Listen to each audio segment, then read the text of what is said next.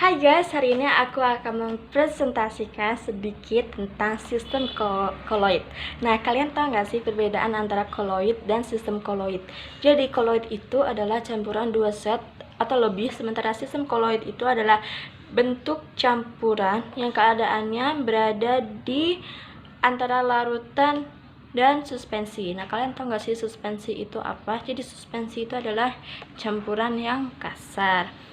Dan sistem koloid ini memiliki sifat-sifat yang khas.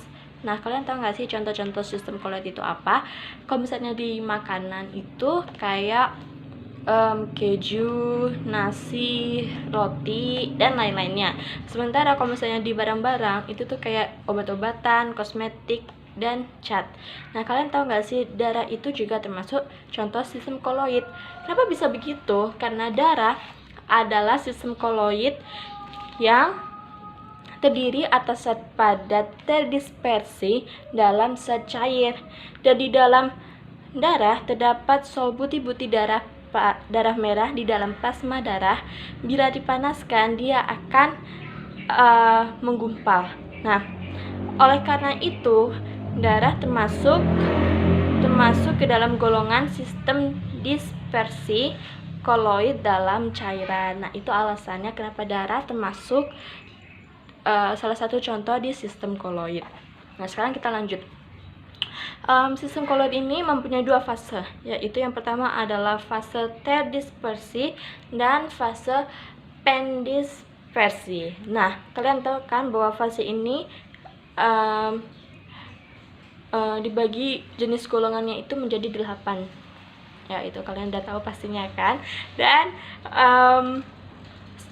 gak kalah penting, ternyata sistem koloid ini memiliki sifat yang khas. Tadi kan aku udah bilang di awal kalau misalnya sistem koloid ini memiliki sifat khas. Nah, kira-kira apa aja sih sifat khas itu? Jadi yang pertama itu adalah efek Tyndall, yang kedua adalah gerak Brown, yang ketiga adalah absorpsi, dan yang keempat adalah koagulasi. Nah, sekarang kita akan membahas keempat sifat khas itu.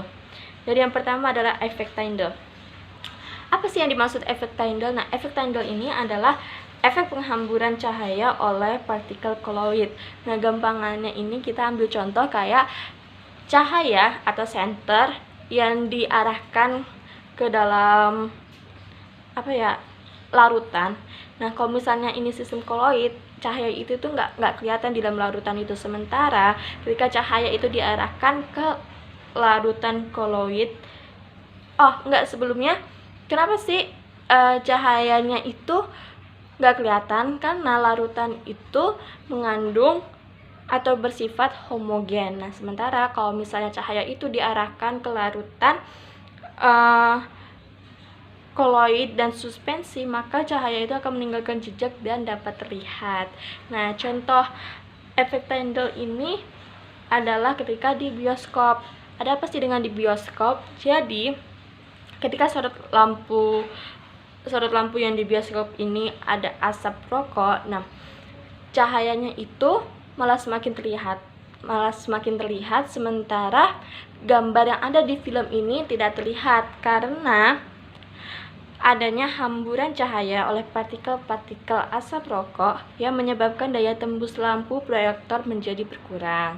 Nah, itu adalah salah satu contoh efek Tyndall. Nah, yang kedua, sekarang kita akan membahas tentang gerak Brown. Nah, gerak Brown ini adalah gerak acak, gerak tidak beraturan, atau bisa disebut juga gerak zigzag partikel koloid. Nah, kenapa sih gerak Brown ini bisa terjadi? Nah, alasannya adalah karena benturan tidak teratur antara partikel koloid terdispersi dan medium pendispersi. Nah, benturan ini mengakibatkan partikel koloid bergetar dengan arah tidak beraturan dan jarak yang pendek. Gerak zigzag akibat benturan dari partikel pendispersi menyebabkan sistem koloid tetap stabil, tetap homogen, dan tidak mengendap. Nah, itu adalah pengertian dari gerak Brown. Sekarang yang ketiga, kita akan membahas tentang adsorpsi. Nah, absorpsi ini merupakan peristiwa menempelnya muatan di permukaan partikel-partikel koloid. Nah, absorpsi ini terjadi karena adanya kemampuan partikel koloid untuk menarik atau ditempeli oleh partikel-partikel kecil. Nah, kemampuan menarik ini disebabkan karena adanya tegangan permukaan koloid yang terlalu tinggi. Akhirnya, ketika ada partikel kecil yang menempel, partikel itu tidak akan mudah lepas atau dia akan menempel terus. Nah, zat-zat terabsorpsi dapat terikat kuat membentuk lapisan yang tebalnya tidak lebih dari 1 atau 2 lapisan partikel. Partikel koloid mampu menyerap molekul netral atau ion-ion pada permukaannya.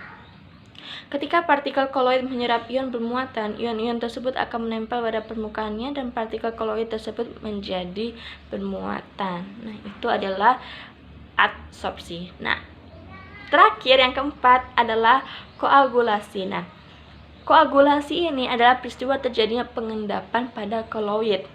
Penggumpalan partikel terjadi karena adanya kerusakan stabilitas sistem koloid atau karena penggabungan partikel koloid yang berbeda muatan sehingga membentuk partikel yang lebih besar. Nah, koagulasi dapat dipengaruhi oleh pemanasan, pendinginan, penambahan elektrolit, pembusukan, pencampuran koloid yang berbeda muatan, dan elektroforesis. Nah, kalian tahu nggak sih contoh koagulasi koloid itu apa aja di dalam kehidupan kita sehari-hari? Ternyata contohnya itu ada penggumpalan susu yang basi dan telur yang direbus sehingga membeku. Nah, jadi itu presentasi sedikit dari saya. Semoga kalian mengerti. Dadah, makasih. Koloid. Oh, enggak, sebelumnya kenapa sih cahayanya itu nggak kelihatan? Karena larutan itu mengandung atau bersifat homogen. Nah, sementara kalau misalnya cahaya itu diarahkan ke larutan koloid dan suspensi, maka cahaya itu akan meninggalkan jejak dan dapat terlihat. Nah, contoh efek Tyndall ini adalah ketika di bioskop. Ada apa sih dengan di bioskop? Jadi, ketika sorot lampu yang di bioskop ini ada asap rokok, nah cahayanya itu malah semakin terlihat, sementara gambar yang ada di film ini tidak terlihat karena adanya hamburan cahaya oleh partikel-partikel asap rokok yang menyebabkan daya tembus lampu proyektor menjadi berkurang. Nah, itu adalah salah satu contoh efek Tyndall. Nah, yang kedua, sekarang kita akan membahas tentang gerak Brown. Nah, gerak Brown ini adalah gerak acak, gerak tidak beraturan, atau bisa disebut juga gerak zigzag partikel koloid. Nah, kenapa sih gerak Brown ini bisa terjadi? Nah, alasannya adalah karena benturan tidak teratur antara partikel koloid terdispersi dan medium pendispersi. Nah, benturan ini mengakibatkan partikel koloid bergetar dengan arah tidak beraturan dan jarak yang pendek. Gerak zigzag akibat benturan dari partikel pendispersi menyebabkan sistem koloid tetap stabil, tetap homogen, dan tidak mengendap. Nah, itu adalah pengertian dari gerak Brown. Sekarang yang ketiga, kita akan membahas tentang adsorpsi. Nah, absorpsi ini merupakan peristiwa menempelnya muatan di permukaan partikel-partikel koloid. Nah, absorpsi ini terjadi karena adanya kemampuan partikel koloid untuk menarik atau ditempeli oleh partikel-partikel kecil. Nah, kemampuan menarik ini disebabkan karena adanya tegangan permukaan koloid yang terlalu tinggi.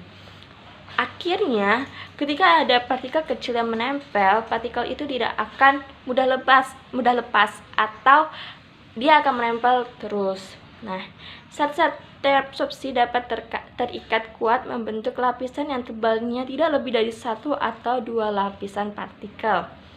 Partikel koloid mampu menyerap molekul netral atau ion-ion pada permukaannya. Ketika partikel koloid menyerap ion bermuatan, ion-ion tersebut akan menempel pada permukaannya dan partikel koloid tersebut menjadi bermuatan.